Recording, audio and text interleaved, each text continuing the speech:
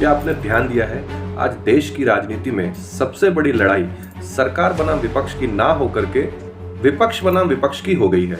कैसे, आज इस वीडियो में समझेंगे। लो दोस्तों, आपके स्क्रीन पे चल रहा है द क्लैरिटी बाय आरके। एक तरफ बीजेपी अपनी पूरी ताकत लगा के आगे ही बढ़ता जा रहा है और दूसरी तरफ विपक्ष अपने ही बोझ से दिन पे दिन टूटता जा रहा है। नीतीश कुमार जब विपक्ष में थे तो एक सपना था कि प्रधानमंत्री बनेंगे, लेकिन आज राज्यसभा तक से सीमित रहना पड़ रहा है। ममता बनर्जी, दिन में प्रधानमंत्री बनने की इच्छा तो थी, लेकिन कांग्रेस का नेतृत्व उन्हें भी कभी स्वीकार नहीं हुआ और नतीजा ये है कि आज खुद विपक्ष में बैठना पड़ेगा। एमके स्टालिन, तमिलनाडु की राजनीति में एक बहुत बड़ा नाम, लेकिन जनता ने अब एक नया विकल्प चुन लिया है।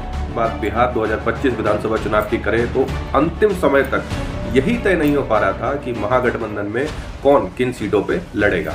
तेजस्वी यादव उम्मीद से कहीं कम प्रदर्शन करके विपक्ष में बैठना पड़ा। तेलंगाना के केसीआर, जो एक समय तीसरा मोर्चा बनाने की बात कर रहे थे, आज खुद सियासी जमीन खोज रहे हैं। और भी नाम जैसे उद्धव ठाकरे, शरद पवार, अरविंद केजरीवाल, इन सबको जनता ने अलग अलग चुनाव में झटका दिया है। साफ संकेत ये है कि कांग्रेस के नेतृत्व को या तो नकारा गया है या दिल से कभी स्वीकारा ही नहीं गया। लेकिन कहानी अभी यहाँ खत्म नहीं होती।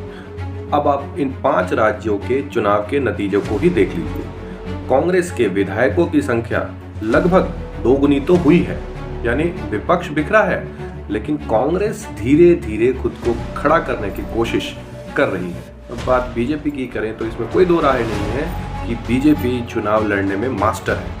पूरी ताकत, पूरी रणनीति, पूरा कंट्रोल। बात इनके सहयोगियों की करें तो सवाल उठाने का कोई हिम्मत ही नहीं है, क्योंकि बड़ी पार्टी जो कह दे वो पत्थर की लकीर बन जाती है। अब अगला बड़ा टारगेट क्या है?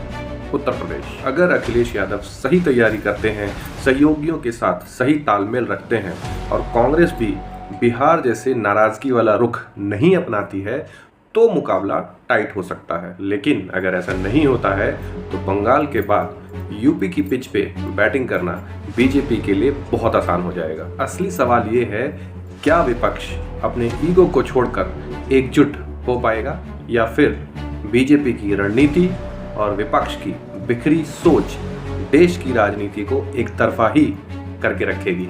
याद रखिए, राजनीति में हार और जीत सिर्फ वोट से तय नहीं होता, विजन, यूनिटी और लीडरशिप से तय होता है। और जब तक विपक्ष इन तीनों पे खरा नहीं उतरता, तब तक मुकाबला नहीं, केवल परिणाम तय होते रहेंगे। तो सोचिए और समझिए। द क्लैरिटी, यहाँ शब्द नहीं समझ से बात होती है।